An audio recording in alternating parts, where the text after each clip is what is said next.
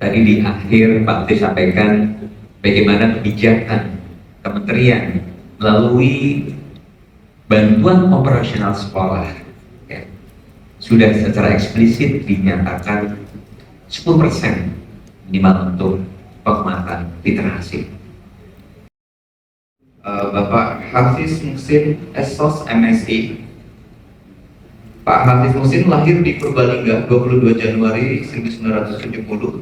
Memang sejak awal pengabdiannya sebagai aparat sipil negara di kementerian yang menangani pendidikan. Beliau meneguhkan diri pada bidang administrasi, perencanaan, dan pengembangan kelembagaan. Lulusan terbaik Magister Ilmu Administrasi Universitas Profesor Dr. Mustopo, dan meniti jalur birokrasi dari staf hingga dipercaya sampai saat ini sebagai Kepala Badan Pengembangan dan Pembinaan Bahasa. Karirnya meliputi berbagai posisi penting, mulai dari Kepala Subbagian Hukum Tata Laksana dan Kepegawaian di Bank Kemendikbud, Kepala Bagian Perencanaan dan Kerjasama, hingga Perencanaan di Muhammadiyah.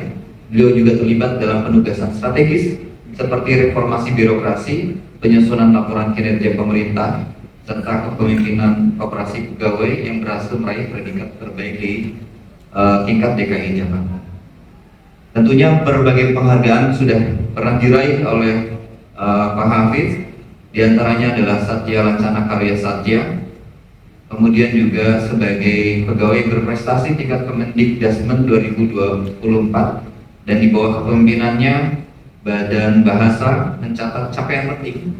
Seluruh saker satuan kerja meraih predikat Sakip A, layanan bahasa memperoleh pengakuan hak cipta dan program revitalisasi bahasa daerah, dan juga mendapatkan apresiasi secara nasional. Ini beliau bionarasi dari panelis kita yang pertama. Kemudian yang berikutnya adalah panelis kita yang kedua, yaitu Bapak Aris Hilman Nugraha, tinggalan Malang. Saya biasa manggilnya Kang Ketum aja karena ini senior saya di Fakultas Ilmu Komunikasi di Universitas Pajajaran. Nama lengkap Bapak Aris Hilman Nugraha, tinggal di Indonesia. Beliau memiliki pengalaman organisasi yang cukup banyak, diantaranya adalah tentunya sebagai Ketua Umum dari Ikatan Penerbit Indonesia sejak tahun 2020 sampai sekarang. Kemudian juga sempat sebagai Chairman dari Indonesia International Book Fair tahun 2020. Kemudian juga Director Executive Committee The International Publisher Association atau IPA Geneva 2021 sampai 2022. Kemudian pengalaman pekerjaannya, beliau sebagai Direktur atau CEO di PT Republika Media Mandiri dari 2014 sampai sekarang. Kemudian juga Direktur atau CEO dari PT Pustaka Abdi Bangsa Republika Penerbit dari tahun 2013 sampai sekarang. Dan juga Komisaris dari PT Hasanah Media Visual dari tahun 2013 sampai sekarang. Tentunya banyak pengalaman-pengalaman yang lainnya yang tidak bisa saya bacakan satu persatu karena juga waktu yang terbatas, tapi saya ingin membuka pertanyaan dulu kepada Pak Hafiz. Mohon izin Pak Hafiz, karena tadi memang juga menyenangkan sekali, terutama dari paparan yang disampaikan oleh Pak Menteri, terutama bagian yang terakhir ini Pak Hafiz. Ya. Tentunya nanti akan banyak sekali pertanyaan juga dari para peserta berkaitan dengan kondisi-kondisi yang ada, begitu ya. Namun juga kondisi.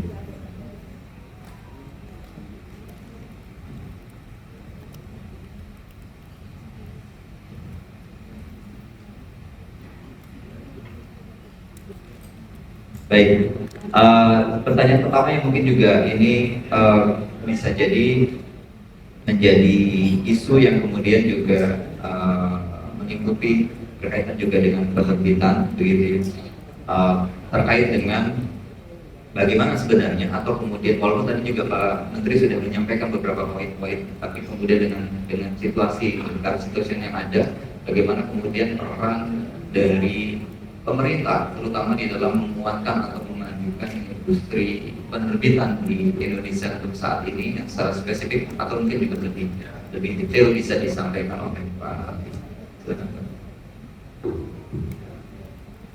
Baik, terima kasih. Assalamualaikum warahmatullahi wabarakatuh. Selamat siang, salam sehat dan bahagia untuk Bapak sekalian.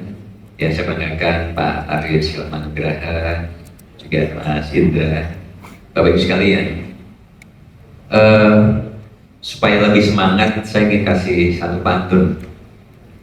Jalan-jalan ke kota santri, jangan lupa bawa uang saku. Mari tingkatkan budaya literasi dengan menulis dan baca buku. Ya. Apa yang disampaikan oleh Pak Menteri tadi seluruhnya sudah merupakan daging-daging yang sejujurnya materinya juga akan kami lengkapi dalam materi yang akan saya sajikan. Sehingga tentu nanti bahan atau paparan yang sudah saya sampaikan kepada panitia nanti bisa melengkapi informasi yang dapat dijadikan sebagai referensi dalam diskusi dalam Munas IKAPI kali ini. Nah, tadi yang ditanyakan bagaimana tentu dukungan dari Kementerian Pendidikan Dasar Menengah dalam rangka mendukung ekosistem perbukuan. Tadi di akhir Pak Menteri sampaikan bagaimana kebijakan Kementerian melalui bantuan operasional sekolah ya, sudah secara eksplisit dinyatakan 10% minimal untuk penguatan literasi. Ini saya kira dukungan yang nyata yang tentu sangat diharapkan dapat dimanfaatkan betul oleh satuan pendidikan untuk membeli buku-buku, bukan hanya buku teks, namun buku non teks. Ya. Dan ini menjadi salah satu pengungkit tadi disampaikan Pak Menteri bahwa minat baca anak sebenarnya tinggi, namun yang menjadi permasalahan adalah akses terhadap bacaan yang sulit. Sehingga dengan kebijakan tersebut kami harapkan sekolah-sekolah nantinya akan terpenuhi buku-buku bacaan yang sangat baik. Yang kedua adalah buku bacaan bermutu. Beliau sampaikan tadi bagaimana buku-buku yang menarik bagi anak itu yang juga menjadi salah satu faktor penting untuk menarik minat baca anak. Nah, untuk itu Kementerian Pendidikan Dasar Menengah dalam hal ini Badan Pengembangan dan Pembinaan Bahasa dan juga Pusat Kurikulum Pembelajaran, Pusat Perbukuan mencoba untuk menyusun ya, untuk menyediakan buku-buku bacaan yang bermutu, yang menarik. Tentu bukan hanya dari perspektif kita, namun dari perspektif anak. Sehingga Badan Bahasa selama 5 tahun kebelakang, ya, mungkin dalam peta jalannya, kami selalu melibatkan ekosistem perbukuan.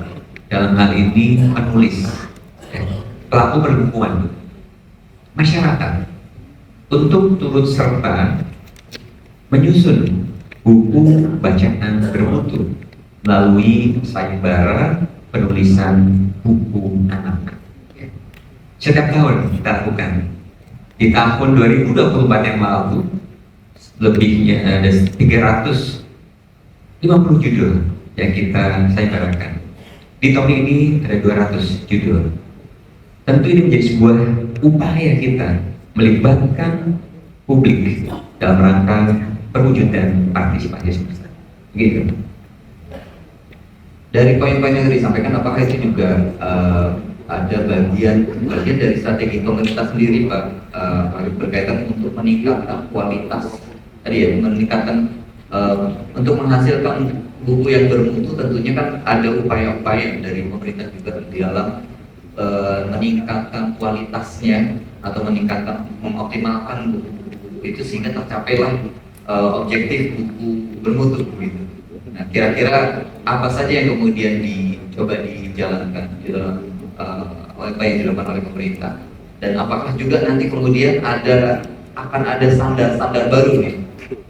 Biasanya kalau kita sibuk nanti dengan penilaian buku untuk kepentingan-kepentingan itu, apakah kemudian juga di antara penjagaan terhadap kualitas bagaimana yang nanti ingin dicapai dalam objektif buku bermutu itu juga akan menghasilkan satu ketentuan-ketentuan baru Pak, berkaitan dengan penjagaan kualitas. Baik, mungkin fokusnya kita bagaimana mengacu pada undang-undang sistem perbukuan nasional ya, untuk menciptakan buku yang murah, bermutu dan merata. Dan kita akan fokus yang buku bermutu.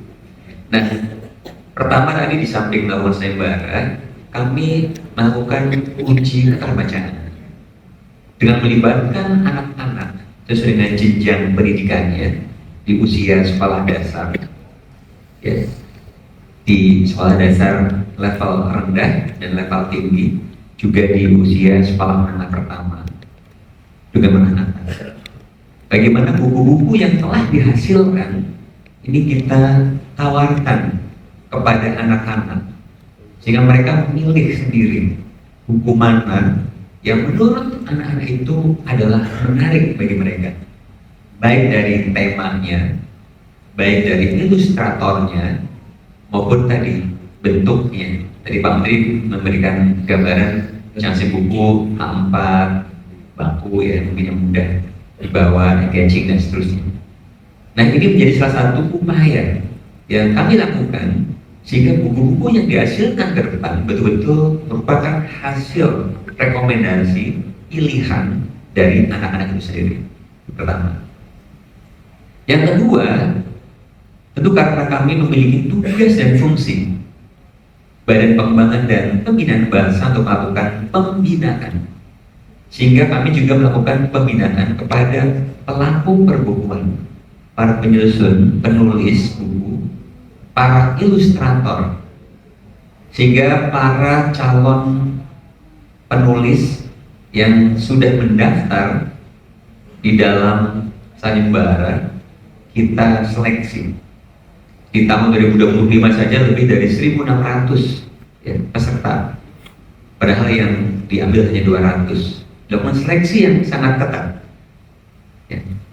Kemudian setelah seleksi dan terpilih, mereka tidak langsung menulis, namun beserta ilustratornya kita lakukan pendampingan, pembinaan, tentu dengan melibatkan para pakar di bidang penulisan cerita anak dan di bidang ilustrator anak, sehingga unsur pembinaan tersebut menjadi kewajiban kami, sehingga buku-buku yang dihasilkan nantinya memang sesuai dengan standar yang telah ditetapkan oleh kementerian, yang memiliki juga yang tadi Pak Menteri sampaikan, bagaimana buku bacaan memiliki muatan karakter, muatan nilai yang nanti dapat dijadikan sebagai pembelajaran bagi anak. Sedangkan standar itu sesuai dengan apa yang menjadi tema Munas kali ini, harus relevan dan juga harus adaptif terhadap perubahan dan tuntutan. Apalagi sekarang anak-anak lebih suka ya dengan gawai di tangan timbang buku. Itu untuk bagaimana mengalihkan pandangan anak dari gawe ke buku kembali, atau dalam gawe namun dengan buku digital. Ini yang saya kira harus kita sikapi. Bagaimana standar buku yang menarik, baik itu buku secara cetak maupun buku digital. Berikutnya, Hafiz, apakah kemudian setelah kita kan juga memiliki isu-isu ya, seperti yang tadi juga disampaikan oleh penanya sebelumnya, bagaimana kemudian setelah buku bermutu itu dihasilkan, maka kita akan muncul isunya lagi untuk bagaimana kita bisa mendistribusikan buku-buku itu sampai kepada daerah-daerah 3T, daerah yang jauh terdalam, dan memang kemudian itu bisa sampai dengan baik, bisa diterima dengan baik. Apa yang kemudian dibangun, ekosistem apa yang kemudian dibangun untuk kemudian itu bisa sampai ke sana, dan bagaimana kemudian juga pemerintah melibatkan penerbit di dalam proses-proses itu, Pak? Baik, terima kasih. Ini yang terpenting, karena kalau kami hanya menyusun buku-buku itu, kemudian hanya jadi salah satu capaian output program atau kegiatan, pasti tidak akan bermanfaat. Sehingga mungkin di slide dia berikutnya ada tahapan bagaimana kami melakukan program pencetakan dan pengiriman buku bacaan. Di tahun 2022 ya, pada saat ada peluncuran buku bacaan bermutu, tidaknya kami mencetak lebih dari 15,4 juta eksemplar buku-buku tersebut. Tentu buku-buku tersebut yang dipilih adalah buku-buku yang sesuai dengan karakteristik dan nilai yang sudah dipilih oleh anak tadi. Kita tetapkan bukunya. Yang kedua, tentu ekosistem percetakan inilah yang menjadi mitra dari pemerintah, sehingga pencetakan dilakukan secara terbuka. Kemudian tidak hanya melibatkan percetakan, namun juga proses pengirimannya dengan sasaran sekolah-sekolah yang memiliki indeks literasi rendah berdasarkan hasil asesmen nasional, dan juga di sekolah-sekolah yang ada di daerah 3T yang susah untuk mengakses jaringan internet. Itu di tahun 2019.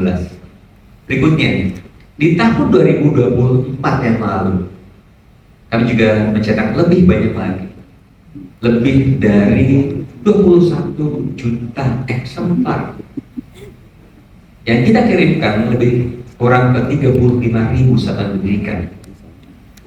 Ini juga prosesnya tentu melibatkan ekosistem percetakan penerbit yang diharapkan juga akan menjadi fungsi penting dalam rangka keberlangsungan dunia percetakan. Dan bagaimana agar pengiriman sampai ke lokasi juga betul kami lakukan dengan mitra dari percetakan dan penerbitan serta jasa ekspedisi yang langsung divalidasi ke lapangan. Nah, sehingga kebersampaian buku tersebut, ketersampaiannya benar-benar sampai dan dilakukan pengawasan, pemantauan dan pendampingan langsung dari masing-masing UPT di daerah. Nah, namun kalau buku tadi tidak disusun, kemudian dicetak dan dikirim, yang tidak kalah pentingnya lagi, sebelum disampaikan pertanyaan oleh Mas Indra, saya ingin sampaikan juga, ini paket lengkap. Sehingga bagaimana buku-buku itu dimanfaatkan, Kementerian Pendidikan melakukan upaya pendampingan, pelatihan, pemanfaatan buku bacaan bermutu di sekolah.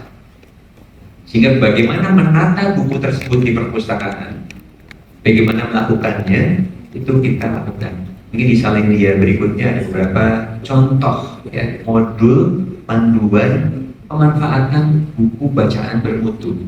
Ada membaca nyaring, membaca bersama, dan juga mengevaluasi, menceritakan kembali, dan seterusnya. Ini menjadi upaya kita. Dan tentu dalam konteks ini nanti kami sampaikan juga bagaimana kebermanfaatannya. Itu yang tentu menjadi indikator terpenting atas nilai manfaat buku tersebut. Dan sebagai informasi juga, Mas Indra, kami juga menyusun tidak hanya buku-buku cetak, namun juga buku-buku untuk kebutuhan yang berkebutuhan khusus. Ada buku audio, buku video, buku braille, yang juga dalam rangka untuk memenuhi kebutuhan semesta. Sebelum beralih nanti ke Pak Aris ini, tadi juga disampaikan karena bisa jadi ini juga menjadi isu bagi rekan-rekan penerbit, karena banyak penerbit itu memang bukan pencetak ya, mereka yang menghasilkan buku gitu. Nah, apakah kemudian juga ada peran kolaborasi yang kemudian nanti bisa dijalankan dengan para penerbit itu? Karena kalau tadi percetakan mungkin yang mendapatkan manfaat terbesar dari program-program ini adalah para percetakan begitu.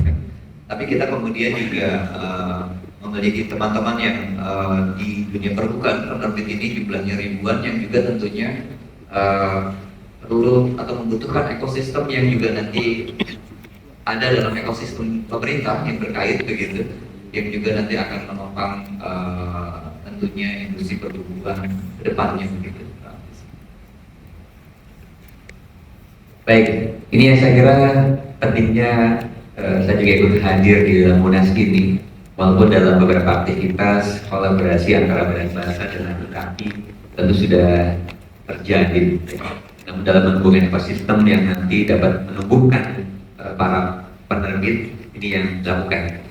Nah, kami punya 30 balai dan kantor di seluruh Indonesia. Dalam rangka untuk menumbuhkan minat dan budaya baca tidak hanya tadi melalui sayembara dan penyusunan, kami juga ada program penerjemahan buku cerita anak dari bahasa daerah ke bahasa Indonesia. Dan ini dilakukan dalam upaya untuk menumbuhkan kreativitas, daya nalar, dan juga perubahan karakter dengan tema sains, teknologi, engineering, art, dan matematika. Tadi Pak Menteri sampaikan. Nah, ini yang saya kira nanti dapat dikolaborasikan karena penerbitan ini juga dilakukan biasanya melalui teman-teman anggota IKAPI di daerah. Dan saya kira kolaborasi antara Balai Bahasa dengan teman-teman anggota IKAPI di daerah ini juga sudah terjadi. Nah, semoga supaya itu bisa kita wujudkan terus, termasuk pembinaan. Tadi Pak Menteri sampaikan bagaimana kita membina para penulis, ya, penerbit di daerah agar buku yang nantinya akan diterbitkan sesuai selaras dengan kebutuhan anak-anak kita. Mohon izin saya beralih ke Pak Aris begitu ya, untuk kemudian menanyakan, karena juga ada beberapa itu terkait dengan identifikasi tantangan dan peluang bagi penerbit di dalam industri yang saat ini begitu. Pak Aris, apakah kemudian juga kalau melihat kondisi-kondisi yang ada saat ini, menurut Pak Aris, apa tantangan yang paling krusial yang saat ini dihadapi oleh penerbit di Indonesia itu, terutama dalam ekosistem ekonomi kreatif, itu apa, Pak? Baik, terima kasih Pak Indra. Jadi ada beberapa hal yang menurut saya para penerbit perlu perhatikan. Yang pertama adalah soal visi. Ketika kita menjadi penerbit, tentu kita punya bayangan misalnya 10 tahun lagi seperti apa, 15 tahun lagi seperti apa, dan itu tentu memerlukan ya betul, kita mungkin di situ ada masalah imajinasi tentang seperti apa sih sebenarnya penerbitan, tapi itu juga perlu didukung dengan knowledge, dengan pengetahuan. Jadi jangan sampai kemudian imajinasi tidak berbasiskan pada data, pada fakta, yang justru di situ kita punya persoalan apakah kita adaptif tidak terhadap perubahan. Dan tentu penting bahwa kita punya value. Jadi setiap penerbit itu kalau sudah punya value, dia mau jadi apa, dia harus berbuat seperti apa yang salah, apa yang tidak gitu. Itu dia tidak akan ada keraguan ketika menghadapi situasi yang berubah. Hal yang kedua adalah persoalan IP. Saya rasa ini sangat penting bagi para penerbit di Indonesia. Intellectual property ini adalah isu yang sangat harus kita perhatikan betul. Tadi masalah knowledge itu, karena ada beberapa hal terkait intellectual property itu. Saya catat di sini adalah bahwa kita mungkin penerbit tidak saja menjadi hanya melahirkan buku, tetapi kita menjadi sebuah industri yang biasa kita sebut sebagai IP management. Persoalannya adalah kelemahan dari para penerbit kita, sebagian ya, barangkali ada ibu bapak juga yang sudah melakukan, itu tidak merawat IP, bahkan tidak juga sejak awal ketika terjadi kesepakatan penggunaan primer hak cipta, itu tidak menjangkau pada semuanya. Ada sejumlah kasus yang menarik di Indonesia ketika hal ini terjadi. Misalnya, karena keterbatasan pengetahuan tentang IP, ada penulis, dia melahirkan sebuah karya yang luar biasa, terkenal, dijadikan film, dijadikan merek coklat, tetapi baik penerbit maupun penulisnya tidak memiliki hak terhadap produk tersebut, produk derivatifnya, produk turunan dari sebuah hak cipta. Jadi kita perlu memahami bahwa bisnis kita tidak lagi dibatasi sebenarnya dengan persoalan bahwa kita harus mendapatkan buku, karena keterkaitan antar platform, antar wahana saat ini sudah tidak bisa kita hindari. Makanya kalau kita lihat misalnya pada Indonesia International Book Fair, itu kan sedang pameran buku, di situ ada story market. Story market itu menghubungkan semua platform, mau film, mau industri pariwisata, mau anime atau manga, itu semua ada di situ. Jadi dan sebenarnya disitulah peran penerbit sebagai IP management. Jadi kita tahu kan, mungkin Mizan sudah punya hal semacam itu. Gramedia itu namanya lupa sudah punya juga. Jadi memegang semua, dan itu diperlukan di awal karena ada sebagian penulis juga yang memang tidak bersedia ya, untuk memberikan secondary uses copyrightnya untuk penerbit. Mereka akan pegang sendiri karena mereka punya akses. Tetapi derivative works itu adalah sesuatu yang di depan ini akan menjadi peluang untuk para penerbit. Saya mencatat misalnya jelas derivative works itu antara lain adalah penerjemahan misalnya. Bisa nggak kita memegang itu juga dalam perjanjian dengan penulis? Yang kemudian kedua adalah movie adaptation, book to screen. Bisa nggak kita pegang itu juga misalnya? Yang ketiga adalah banyak sequel. Tadi yang saya bilang kasus itu ada sebuah sequel yang menarik. Ada sebuah karya novel, mungkin ibu bapak ada yang masih ingat, Abel, I'm in Love. Penulisnya kemudian memberikan hak apa itu istilahnya secondary use, penggunaan hak sekunder. Dia adalah dia kreator, dia pemilik cipta. Dia terbitkan melalui penerbit buku, maka si penerbit buku adalah pemegang hak cipta. Kemudian itu menjadi film. Jadi secondary itu dalam artian hak ciptanya dari buku kemudian menjadi film. Tetapi begitu penulis ini kemudian membuat sequel dari Abel, I'm in Love ini, kemudian dia digugat. Karena copyright-nya ternyata sudah diambil. Karena ketidaksadaran dari penerbit, ketidaksadaran dari penulis yang membuat dia tidak tahu bahwa ternyata copyright itu semuanya terserap. Jadi terambil oleh pihak yang mengerti bahwa industri IP itu luar biasa. Nah ini yang terjadi. Jadi kita mesti memiliki pemahaman sequel, animasi, action figure, ada products, ada media franchise. Media franchise itu menarik sekali bagi saya karena ini bukan sekedar masalah film menjadi musik atau menjadi sebagainya. Kita ingat One Piece lah.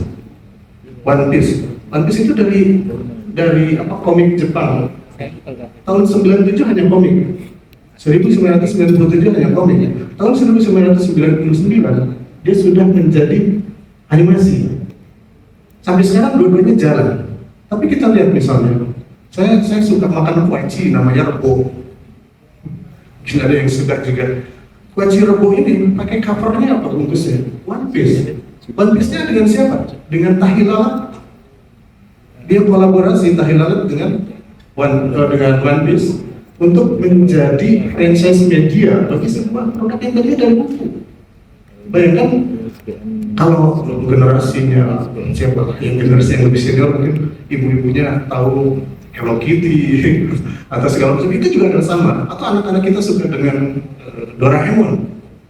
Anak saya tuh punya lemari gambarnya Doraemon, dan di situ ada royalty, di situ adalah IP management yang bekerja untuk sebuah karya sumber asalnya adalah dari sebuah penerbitan buku. Di Bandung itu ada namanya produsen sepatu Kanki. Karena saya dari Bandung, dia saya mengamati sekali. Kanki ini juga bicara soal IP. Dia kerjasama dengan Tahi Lalat juga, dengan One Piece juga. Dari sebuah produk buku bisa menjadi sebuah sepatu. Jadi tadi ada yang dari sebuah buku bisa menjadi sebuah merek coklat. Kemudian bicara soal IP, dan itu juga kita punya saingan, bukan hanya buku ternyata. Yang menjadi IP itu bisa juga orang. Tadi yang saya sebut Kanki itu punya kerjasama dengan IP. Saya menyebutnya sebagai IP bernama Dr. Tirta. Jadi ada sepatu ini adalah yang dia jual oleh Kanki adalah sepatu Tirta. Dia juga punya kerjasama dengan namanya SBTG, Sabotage. itu adalah desainer terkenal dari Singapura yang membuat desain sepatu-sepatu di dunia. Dia adalah sebuah IP. Sepatunya kan itu sepatu dengan local pride, harganya 300.000, bagus gitu ya. Tetapi begitu dijual dengan brand Sabotage, itu 3 juta harga sepatu.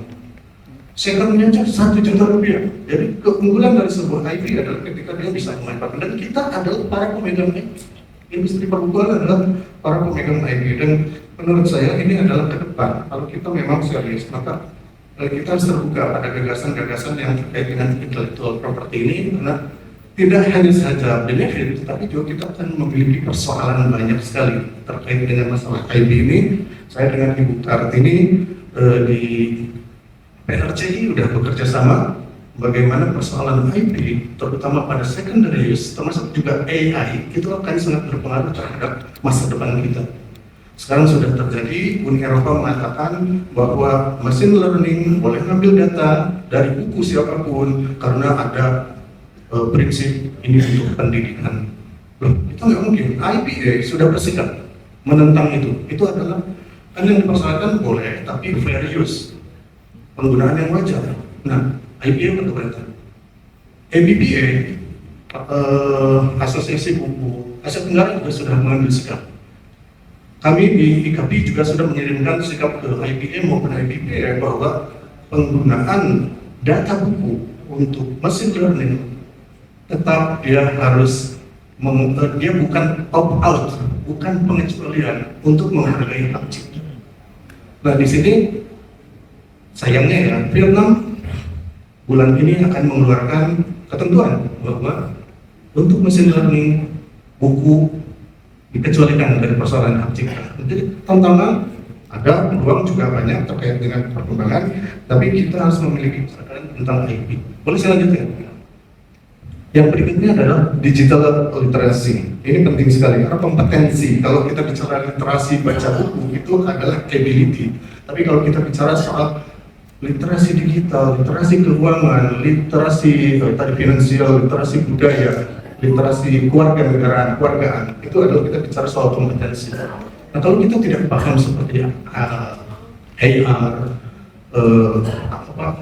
augmented reality misalnya, kita tidak memiliki knowledge tentang apa itu AI, nah ini kita akan dilipat oleh sejarah ini dalam persoalan ini. Jadi memang kita penting, karena bagaimanapun juga saya rasa teman-teman di sini sudah ahli ya.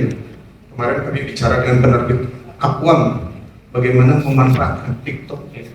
Pak moderator juga adalah pengamat yang baik tentang hal ini. Tidak selalu indah juga karena begitu ternyata dia harus mengeluarkan iklan, ternyata ada juga serangan dari para pembaca buku kepada kita.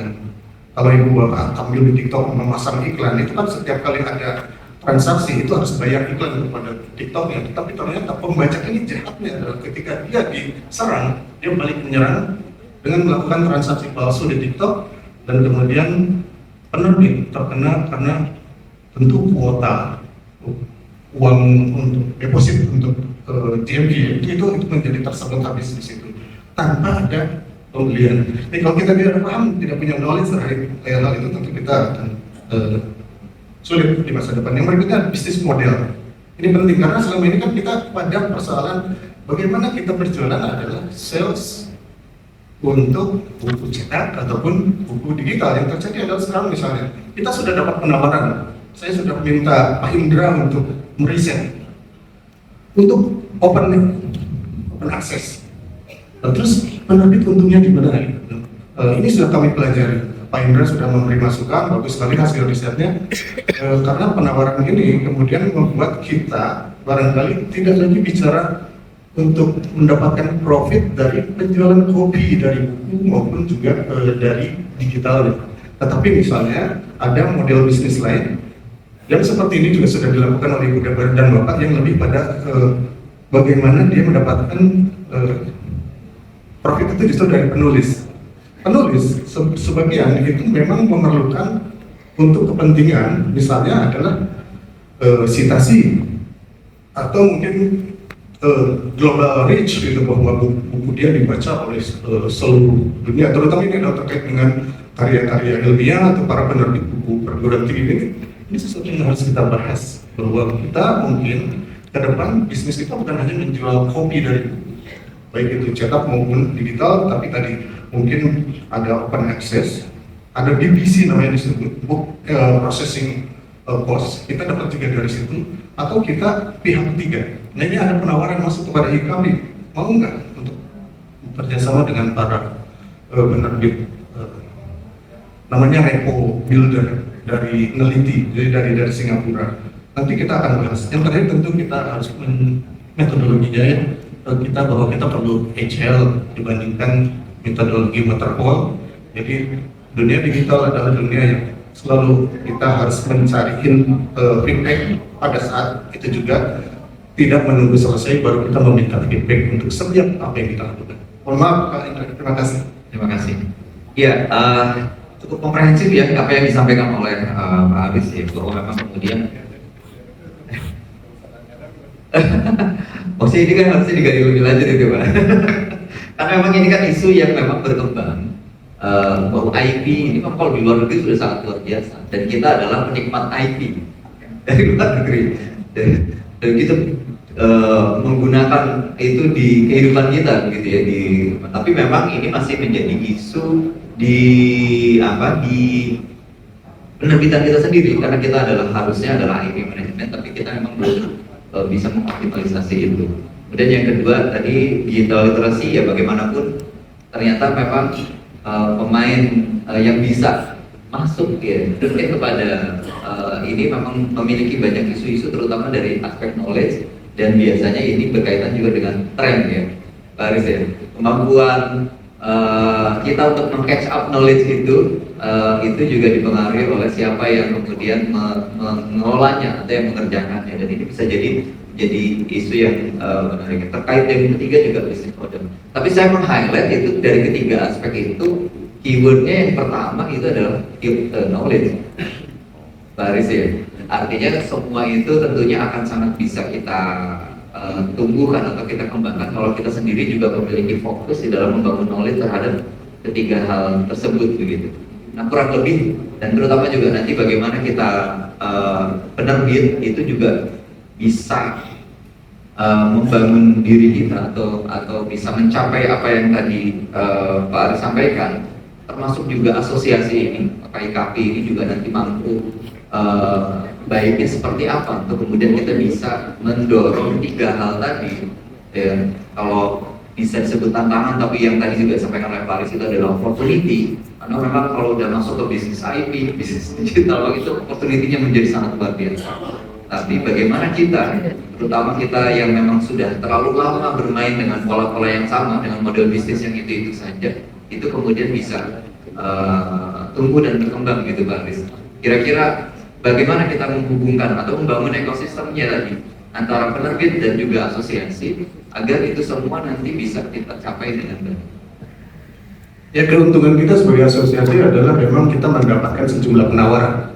Ya tentu itu penawaran bisnis ya, kemudian datang kepada kita dan kita mendapatkan input yang baik terkait hal itu. Semakin banyak tamu ke IKP itu kita semakin senang karena kita mendapatkan informasi tentang apa yang sedang terjadi di luar sana. Dan ya Pak Indra ini adalah wakil ketua umum yang menangani riset dan transformasi. Jadi mungkin orangnya tidak ada di kantor, tetapi hasil-hasil risetnya sampai ke saya tentang apapun isu yang terutama terkait dengan transformasi. Nah ini hanya memang ya kita perlu berbagi, karena saya juga tahu, saya lihat ada Pak Yosef di situ. Pak Yosef tentu lebih ahli terkait dengan masalah buku digital gitu. Jadi ya Pak ya, selama ini kami juga mendapatkan informasi dari para anggota, ada dari Aquam ya, saya rasa ada Pak Aquam ya, dari Pak Bambang atau Pak Adnan, itu juga memberikan kita input. Nah ini yang kita perlukan, bahwa oke, kita bisa saling berbagi. Saya rasa organisasi akan memerlukan ide-ide tersebut dan kita bisa nanti share dalam sejumlah kegiatan, termasuk juga yang ditangani oleh Pak Indra adalah bagaimana misalnya antara lain kita menangani sebuah upaya penetrasi pasar ya, melalui itu TikTok itu. Hanya memang ternyata juga akhirnya kita menemukan tantangan yang luar biasa karena ini adalah institusi bisnis yang sama sekali tidak berkedudukan di Indonesia. Jadi ketika kita ada kesulitan memang mereka akan selalu beralasan, wah itu nggak bisa karena adanya di China. Nah karena ini kalau di dalam dunia media, karena saya berasal dari media, itu kan kita perlu prinsip kehati-hatian terhadap apapun platform yang membuat kita menjadi homeless, terlalu mengandalkan media yang di luar, itu akan sangat berisiko ketika terjadi sesuatu. Kita dulu pernah mengandalkan marketplace luar biasa, ketika diskon atau rabat yang mereka ambil hanya 3%. Sekarang udah berapa persen? Shopee saya rasa udah 20% mungkin ya. Jadi ya karena kita itu adalah bukan media punya kita homeless dalam hal penjualan buku. Jadi yang kita perlukan adalah juga kita memiliki kemandirian untuk memanfaatkan apa yang kita miliki, bukan selalu bersandar pada platform milik orang lain. Saya waktu di Republika itu punya 4 juta followers, hilang dalam sekejap hanya karena ada sebuah pengaduan. Dan itu nggak bisa dibalikin lagi. Begitu kami komplain, karena kami adalah mitra dari TikTok, mereka tuh itu adanya di China. Saya nggak tahu ada berita apa yang membuat kami tiba-tiba gitu. 4 juta followers hilang. Akhirnya mulai dari nol lagi. Itu homeless kayak gitu. Ya. Baik, ini saya sepertinya walaupun tadi panitia udah ngasih tanda, tapi sepertinya nggak adil kalau kemudian yang memberikan kesempatan. Panitia boleh ya, walaupun sudah agak lapar kelihatannya nih, sudah waktunya makan siang. Tapi izin, memang ya. Kalau mungkin ada pertanyaan 3 penanya, ya. Saya ini 3 sudah memasukkan. Mohon maaf yang di belakang 1, kemudian 1 yang di depan, dan 1 lagi yang di sebelah sana. Silakan bisa bertanya, ditujukan ke Pak Hafiz ataupun ke Pak Hafiz. Silakan. Ya, nama saya Yosef Edianto, saya dari Penerbit Geraha Umum. Saya ingin menanggapi 2 pembicara sekaligus. Nanti siapa yang jawab, silakan. Baik. Yang Bapak sampaikan itu ideal banget. Jadi kalau saya bilang di sana nanti ada tentang buku bermutu itu tidak ada yang murah, itu yang perlu Bapak ketahui. Riset yang kita publikasikan itu tidak bisa dijual dengan murah. Pertama itu. Yang kedua, sementara anggaran pemerintah atau anggaran pemda atau anggaran apapun itu makin menekan harga buku. Berarti spek harga buku maksimal 70.000. Bagi penerbit yang pengen dapat duit, yang dulunya harganya 120, ya sudah, daripada tidak dapat duit, potong aja dari 70.000 supaya bisa masuk. 1. Yang kedua, sementara itu ini mungkin agak nyambung sedikit, tapi faktanya seperti ini. Ada satu penulis yang mengeluh, saya tidak menyebut platformnya, digunakan oleh Perpusnas. Penulis ini ngecap gambar bahwa bukunya sudah dibaca oleh 1,2 juta pembaca. Tapi Perpusnas cuma beli 10 eksemplar. Harganya dibatasin 70.000. 75.000 lah. Karena royaltinya 10%, maka 10 eksemplar itu dia cuma dapat 75.000, dibaca oleh 1,2 juta orang. Nah, saya tidak bicara sebagai penulis, wakil penulis, tapi itu penerbit juga dirugikan gitu. Nah, pertanyaannya, ini kebetulan pembicaranya ketua IKP, jadi saya tanya, apa usaha kita? Perpusnas itu dengan konten buku luar negeri itu bisa sewa tahunan, tapi kenapa buku lokal harus dimiliki? Coba, saya nggak ngerti. Saya sampai kadang-kadang, kenapa harus dimiliki? Buku luar negeri itu sewa 1 tahun 5 miliar. miliar, angkanya bisa salah nggak ya? Jadi sekian miliar. Nanti setahun lagi hilang. Kalau mau memperpanjang, dia sewa lagi. Dan yang saya ingin sampaikan, pembicaraan tadi yang mengatakan buku mutu apa itu bertentangan atau berlawanan dengan policy yang ditetapkan oleh Pemda maupun pemerintah maupun semua pengadaan. Jadi intinya kemarin saya dapat tawaran untuk cari buku anak. Dia bilang cuma satu, pokoknya maksimal 30.000 harganya. Saya bilang 30.000 buku kertas. Nyetanya di mana? Saya bilang gitu. Itu untuk desa satu provinsi besar memang, tetapi harganya 30.000. Jadi buku bermutu makin sulit untuk diperoleh dengan cara seperti itu. Yang kedua, saya minta waktu 1 menit. Policy pengadaan buku di pemerintahan itu mengajukannya judul mulai bulan Oktober misalnya, lalu dipakai untuk pengadaan tahun depan. Tahun depan ada buku copyright baru, nggak bisa masuk kalau saya belum pernah dimasukkan. Sayang itu orang-orang yang maaf bicara yang tanda petik masih membutuhkan, dia tidak bisa membeli buku sendiri, harus membutuhkan pinjam di perpustakaan. Dia tidak pernah dapat buku yang terbaru karena aturan pengadaannya sudah diajukan bulan Oktober. Kalau bukunya terbit bulan Januari, pengadaannya bulan Maret, ya tetap tidak bisa dimasukkan karena belum diusulkan di bulan Oktober. Hal-hal seperti itu yang saya katakan tadi bertentangan dengan konsep yang buku bermutu apa. Bagaimana rakyat bisa mendapatkan yang terbaik? Sulit. Itu komentar saya. Mohon bisa ditanggapi. Terima kasih. Baik, terima kasih. Kita kumpulkan dulu saja ya, Pak, biar sekalian. Silakan Bapak yang ditanya.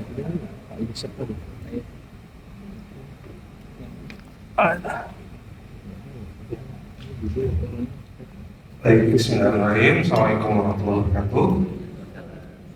Perkenalkan, saya Fajri Nur Pasca dari Penerbit Salim Media Indonesia dari Jambi. Untuk informasi, kami di Jambi itu penerbit anggota KAPI baru belasan, dan nanti mungkin di bawah 10. Kami pun belum ada pengurus daerah. Terima kasih atas kesempatannya.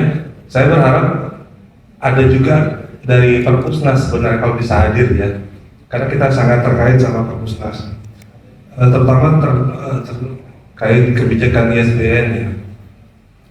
Pertama mungkin masukannya, mudah-mudahan nanti pengurus IKAPI berikutnya juga bisa menyampaikan rekomendasi. Alangkah baiknya buku-buku kita juga bisa dikurangi untuk pajaknya ya. Jadi masyarakat bisa membeli buku dengan lebih murah. Kemudian juga ada subsidi mungkin untuk pelajar dan guru. Kemudian ini Pak, saya melihat kenapa ya lembaga pemerintah juga ikut menerbitkan buku gitu. Kenapa tidak bekerja sama dengan penerbit swasta seperti itu? Karena segmennya mirip-mirip kan Pak. Nah itu kan Perpusnas juga menerbitkan buku, Badan Bahasa juga menerbitkan buku. Kenapa tidak memanfaatkan penerbit yang sudah ada? Bisa bekerja sama. Kemudian juga ini Pak, ini kasus di tempat saya di Jambi. Jadi kan di Undang-Undang Sistem Perbukuan disebutkan bahwa sebaiknya juga memfasilitasi penerbit dan percetakan lokal. Sayangnya buku-buku itu ditulis oleh penulis lokal, oleh editor lokal, layoutnya juga dari lokal, tetapi kenapa cetaknya di tempat lain seperti itu? Kenapa tidak diprioritaskan di daerah itu dulu gitu? Waktu itu kepala kantornya bilang kalau kamu bisa lebih murah bisa jadi tempat kamu. Tapi kan secara infrastruktur, sarana prasarana kami di Sumatera terus terang kesulitan. Karena kita buku saja buku paper itu tidak ada di tempat kami. Jadi kami harus datangkan dulu dari Jawa, pesen sampai Jambi udah tinggi kan harganya itu. Jadi kita sulit bersaing dengan terus terang percetakan-percetakan di Pulau Jawa seperti itu. Bagaimana mungkin kalau kita bisa menang pengadaan itu kalau kita tidak dibantu atau difasilitasi seperti itu. Kemudian masukan mungkin mudah-mudahan nanti bisa disampaikan adalah sejauh apa sudah ini keresahannya untuk sinkronisasi kebijakan dari Perpustakaan Nasional dengan kementerian itu. Jadi ada buku-buku itu karena sulit untuk ISBN, kan kita ada alternatif ya pakai QR code atau QR segmen dan sebagainya seperti itu. Tapi kan dosen-dosen itu memang buku-buku luaran itu biasanya harus ISBN. Sementara dari kementerian biasanya harus ISBN, sementara dari perpustakaan itu tidak boleh. Buku-buku penelitian itu tidak bisa dapat ISBN, agak sulit lah sekarang kan. Nah itu seperti apa yang sudah disampaikan mungkin dari Pak Haris Ilman, sejauh ini sudah seperti apa yang sudah disampaikan ke kementerian? Apakah sudah ada perbaikan atau seperti apa? Karena seperti tidak sinkron kebijakan itu. Cukup mungkin ya Pak ya? Iya.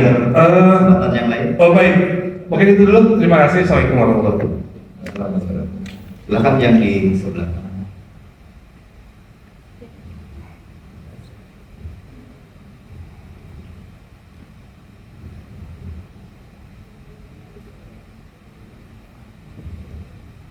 Baik, makasih Pak Indra.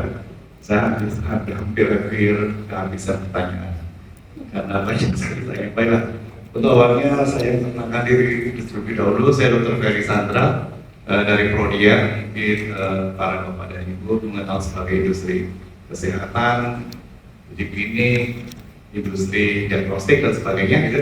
Tapi karena kita Prodia juga menyadari bahwa perlu pengetahuan dan kesadaran mulai masuk ke bidang buku. Juga kami diterima sebagai multi KAPI. Nah, sebelumnya juga ingin saya sampaikan selain di bidang buku juga sudah masuk di bidang publikasi di jurnal.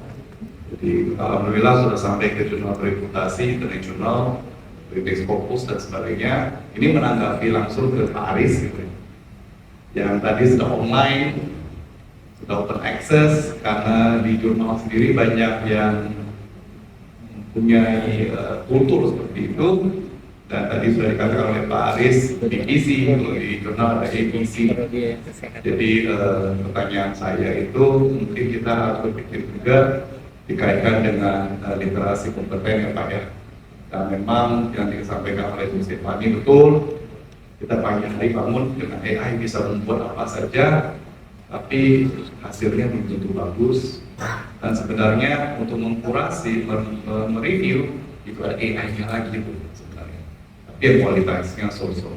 Nah ini mungkin ajakan dan pertanyaan sekaligus ke Pak Aris, mungkin lebih cocok dulu ke para pimpinan yang baru nantinya. Sekiranya nanti kalau misalnya ada tulisan buku, bagaimana kita bisa melihat kualitas daripada buku itu?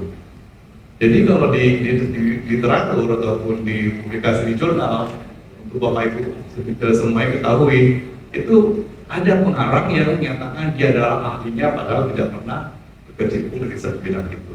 Karena systematic review, dia punya narrative review, semua dibuat oleh AI. Dan itu akhirnya sudah dibatasi. Salah satu caranya mungkin dengan Google Scholar Index, Index, Scopus gitu Pak ya. Nah mungkin di IKP, barangkali kita bisa menyadarkan atau mengajak gitu Pak ya. Bagaimana kira-kira sebentar lagi, mohon maaf Pak, satu lagi, mungkin 1 menit aja.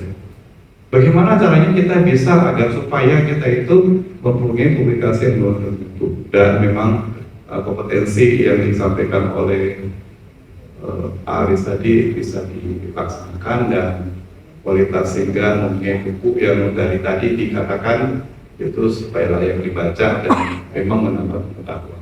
Terima kasih Pak Indra. Terima kasih. Oke langsung kepada Bapak Anies bisa. Ya baik. Mungkin cukup singkat tadi ya dengan waktu Ya betul. Mohon maaf. Betul Pak. Kultur di digital itu adalah gratis. Jadi kami ini IKAPI pernah mengajukan sebuah proposal ke Kementerian Pendidikan. Di Kementerian Pendidikan ada namanya kedai reka. Ini adalah konsep matchmaking antara industri dan perguruan tinggi, tetapi didanai oleh APBN kira-kira semacam itu. Kami mengajukan untuk IKP Store sebagai sebuah upaya untuk melawan pembajakan di dunia kita, pembajakan buku. Ketika kami mengajukan proposal, kami bekerja sama dengan Amikom di Jogja. Sangat bagus proposal, kemudian kami ajukan, lulus tahap pertama, lulus tahap kedua, tahap ketiga kami diwawancarai oleh orang yang memang kelihatannya dari dunia digital, dan kemudian bukan jawaban, pada saat itu dia mengatakan, Bapak ini ngapain sih ngomongin soal pembajakan? Tuh Bapak lihat itu, jurnal itu udah gratis semua. Jadi seakan-akan kita disuruh untuk memang memulai sebuah bisnis baru, model bisnis baru yang memang di dunia jurnal di dunia open access itu memang seperti itu. Tapi sebenarnya bukan berarti produk kita gratis. Kan ada beberapa skema seperti open access untuk mendapatkan anggaran. Ada yang disebut sebagai libraries consortia. Sejumlah perpustakaan berkumpul kemudian mengumpulkan dana, kemudian dari penerbit masuk, dibayarlah para penerbit itu. Atau tadi yang saya sampaikan dari penulisnya. Penulis yang membiayai karena dia memiliki kebutuhan untuk citasi, dia memiliki kebutuhan untuk mendapatkan global reach, maka dia mau membayar itu. Itu yang terjadi. Dan memang itulah makanya knowledge ya, kita penting sekali untuk mengetahui hal semacam ini, bahwa situasi di luar sana itu tidak bisa hanya mengandalkan kita menjual buku sebagai sebuah produk, baik itu kopi digital maupun kopi secara fisik. Tapi menurut saya tidak berarti gratis ya. Ini karena dunia digital ya, kita nonton YouTube itu maunya gratis, padahal ada yang bayarin. Kita saya dengarkan musik biasa dari Spotify. Ya, saya ambil yang gratis maksudnya, tapi ya banyak iklannya. Jadi seakan-akan kita disuruh untuk bikinlah model bisnis baru untuk buku, jangan hanya mengandalkan seperti sekarang. Yang berikutnya adalah seperti ini juga pertanyaannya banyak sekali dari bentar ya, dari Pak Yosef dulu barangkali ya. Pak Yosef ini sebenarnya lebih tahu tentang Perpusnas daripada saya, karena dulu memegang sebuah platform yang masuk ke Perpusnas. Tapi inilah waktu Pak, yang platform yang Bapak tidak sebutkan namanya, saya sudah ketemu Pak pada saat itu. Kemudian saya sampaikan Anda tidak adil kepada kami para penerbit, karena Anda sebagai platform itu kontraknya tahunan. Tetapi kenapa penerbit tidak ada batas waktu kontraknya? Kami menjual buku kepada Anda melalui Anda, tetapi Anda mendapatkan dan kami yang dibeli 10 eksemplar, tetapi itu seumur hidup. Haknya ada di sana untuk di Perpusnas. Menurut saya itu yang harus hati-hati kita juga dengan kalau misalkan ada semacam platform semacam itu. Waktu itu kritik saya seperti itu. Mungkin ada di sini ya dari platform tersebut yang memang menjadi mitranya dari Perpusnas. Tetapi soal tadi harga, sebenarnya Perpusnas punya pemikiran yang sama dengan kita, bahwa mereka tidak menyukai banding-bandingan harga di kontraktor. Jadi kenapa katalog bersama diadakan, itu antara lain adalah untuk menghindari banting-bantingan harga yang Prof. Amin, Kepala Perpusnas sudah bicara langsung dengan kami bahwa dia tidak ingin ada banting-bantingan harga. Kenapa? Karena begitu banting-bantingan harga yang terjadi adalah penerbit kemudian juga kadang nakal, begitu kan, mengurangi halaman, mengurangi gramatur, gitu. Yang ujung-ujungnya adalah saya yang kena tegur, kok kualitas buku penerbit IKP seperti ini. Nah ini yang menurut saya kita juga harus sama-sama balik ke knowledge, bahwa kita harus hati-hati dengan kontrak-kontrak yang kelihatannya menguntungkan sesaat. Karena saya juga ngerti waktu saya bertemu ke sebuah daerah, saya ketemu dengan seorang dari penerbit yang bilang, ya akhirnya saya bikin buku sebanyak-banyaknya aja Pak untuk bisa masuk ke Perpusnas. Kita bisa bayangkan banyak-banyakan buku, tapi balik ada yang dikorbankan itu kualitas dari buku kita. Dan ujung-ujungnya nanti kredibilitas kita, maka mereka tidak akan dipesan lagi bukunya, karena ternyata tidak memenuhi harapan dari katakanlah pemimpin dari Perpusnas. Yang berikutnya adalah, kalau soal bermutu saya setuju Pak. Dalam pengertian saya nggak setuju sama pemerintah. Bermutu tuh, tapi mohon maaf ada Pak Hafiz di sini. 2 tahun lalu kami bertemu dengan Kepala Perpusnas karena ada program bermutu untuk desa. 10.000 desa Pak, 10.000 desa. Saya ketemu, kemudian saya bilang, kami IKAPI siap bekerja sama mendukung pemerintah untuk program buku bermutu masuk desa. Ternyata produk kita itu bukan buku bermutu, karena buku bermutu itu dalam definisi pemerintah adalah apa yang diterjemahkan oleh Pak Hafiz di Badan Bahasa, kemudian dicetak. Jadi yang tadi Pak Nugi yang dapat programnya, kalau penerbit tidak. Mohon maaf ada penerbit yang juga percetakan tentu tahu soal itu. Tapi waktu itu kemudian saya bilang, oh bantulah kami untuk tahun depan dengan seperti itu. Kami juga punya buku bermutu dalam definisi misalnya lolos di Pusbuk lah kalau misalkan itu jadi hitungan itu ada. Dan makanya mulai tahun ini akhirnya Perpamin memenuhi janji bahwa ada sejumlah pembelian melalui IKAPI, ya tapi tinggal kitanya benar nggak membuktikan diri bahwa buku kita itu memang bermutu. Karena ada itu yang nakal memang. Kita kasih saran, bukunya 2021 sampai dengan 2025 atau 2020 sampai dengan 2025 deal, oke deal. Tidak boleh mengurangi spek ketika sudah disetujui untuk dibeli, deal. Begitu sudah masuk kemarin kami dapat komplain karena ada buku terbitan tahun 2015. Udah gitu bukunya warnanya merah, kuning atau merah. Jadi marilah kita juga merawat hal semacam ini. Bahwa saya juga mengkritik Pak tadi soal kok pemerintah nerbitin buku, saya juga sama mengkritik itu. Tapi seluruh penerbit di seluruh dunia mengeluhkan hal yang sama karena di mana-mana pemerintahnya pada nerbitin buku juga. Jadi saya baru dari beberapa bulan lalu ke Iran. Saya tanya pemerintahnya nerbitin buku. Gimana? Ya enak mereka pakai APBN gitu. Bukunya bisa murah. Nah, itu memang tantangan kita. Yang berikutnya masih ada ya pertanyaan. Saya sekali aja Pak Indra ya. Yes, sir. Kemudian ISBN. Bapak udah pegang gitu ya Pak laporan pertanggungjawaban saya Pak. Udah. Di situ lengkap Pak. Oh. Bagaimana kejadian kemelut. Saya menyebutnya sebagai kemelut ISBN. Di situ juga ada saya bahas bukan hanya QR. CDN, tapi ada namanya ESBN. Itu luar biasa Pak, saya sampai disurati oleh lembaga ISBN dari London yang mempertanyakan sikap Anda apa terhadap ini, apakah Anda mendukung ISBN ini. Jadi ada ISBN pakai huruf I, Iya, ada ESBN yang kalau baca bahasa Inggris bacanya I juga gitu. Itu dibikin oleh orang Kalimantan. Kemudian apakah dia anggota IKAPI? Saya diinterogasi seperti itu, enggak, kami tidak pernah support. Bahkan di Indonesia sama sekali tidak menjadi isu. Kami tetap ingin dengan ISBN, gitu kan. Hanya Andanya saja yang bermasalah karena Anda memberikan log number dengan jumlah yang terbatas, dengan alasan bahwa karena Indonesia tidak wajar pertumbuhan jumlah ISBN. Itu lengkap itu, karena saya bikin novel di sini di novel saya.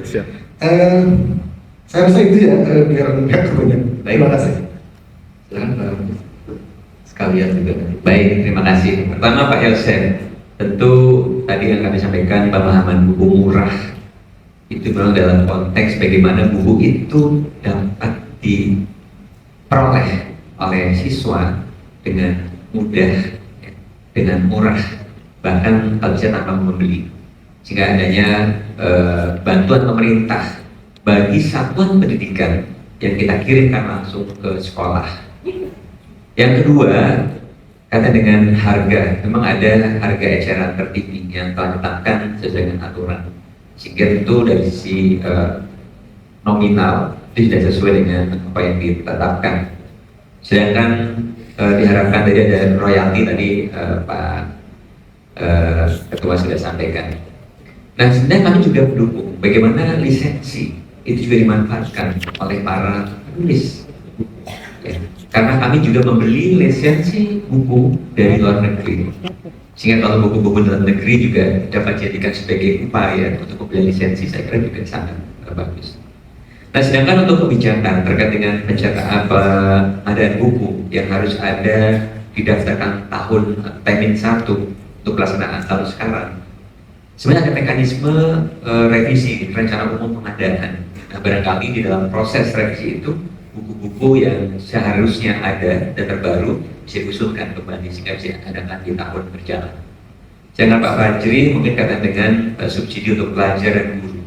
Ini saya kira akan menjadi satu rekomendasi bagus ya Walaupun tadi secara eksplisit sudah masuk ke dalam bantuan operasional sekolah, itu sudah bisa dijadikan sebagai sasaran karena buku itu memang untuk guru dan siswa di sekolah. Sedangkan kaitan dengan pemerintah menerbitkan buku, kalau kami tidak menerbitkan, kami hanya cetak. Ibarat bahasa, kami hanya menyusul saja dengan melibatkan ekosistem, tapi tidak punya penerbitan, namun pencetakan yang juga melibatkan para anggota IKP, termasuk tentu pemberdayaan penerbit lokal di daerah, tentu dengan spesifikasi dan ketentuan yang berlaku, dan buku-buku itu sudah memang melalui penilaian oleh Pusbuk, sudah ISBN dan sudah sesuai dengan karakteristiknya. Sedangkan Pak Chandra saya kira tadi kan dengan publikasi.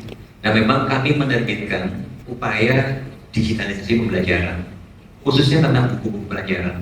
Apalagi kemarin Presiden Prabowo telah melakukan upaya peluncuran digitalisasi pembelajaran melalui pengadaan papan interaktif digital. Itu yang nanti ke depan semua sekolah akan memiliki papan interaktif digital sebagai TV pintar yang tentu sangat membutuhkan konten-konten digital. Nah kami di kementerian memiliki platform, ada buku digital yang jumlahnya luar biasa, sudah ada 780 lebih, ada juga rumah pendidikan. Nah saya kira anggota IKP nanti bisa tidak hanya mencetak buku-buku, namun bagaimana menciptakan atau menyediakan konten-konten pembelajaran secara digital. Karena ini akan menjadi kebutuhan masa depan. Guru-guru tidak mungkin akan membuat sendiri, namun menggunakan resources yang ada di dalam ruang pendidikan untuk menjelaskan kepada murid-muridnya. Begitu juga buku-buku interaktif, ada buku audio, buku video. Itu saya kira sudah mulai dirancang oleh IKP bagaimana menangkap peluang masa depan itu. Mungkin itu sebagai gambaran. Di layar ada dampak, ini yang terpenting ya. Kami masih menunjukkan ini ke Pak Penas. Bagaimana buku-buku cetak yang kita kirimkan ke sekolah ini telah memberikan dampak positif terhadap peningkatan indeks literasi berdasarkan hasil nasional. Artinya kami harapkan program pencetakan buku-buku itu terus dapat dilakukan. Karena ini sudah menunjukkan hasil yang optimal. Yang kedua, berikutnya Mbak, saya ingin sampaikan saja bahwa kami menginisiasi komunitas literasi, ya, dengan memberikan bantuan pemerintah di slide berikutnya, Mbak, saya ingin sampaikan saja kepada komunitas literasi masing-masing 50 juta rupiah. Di tahun 2024 yang lalu kita berikan 340 komunitas, di tahun ini 100, masing-masing 50 juta, termasuk di antara untuk peningkatan literasi.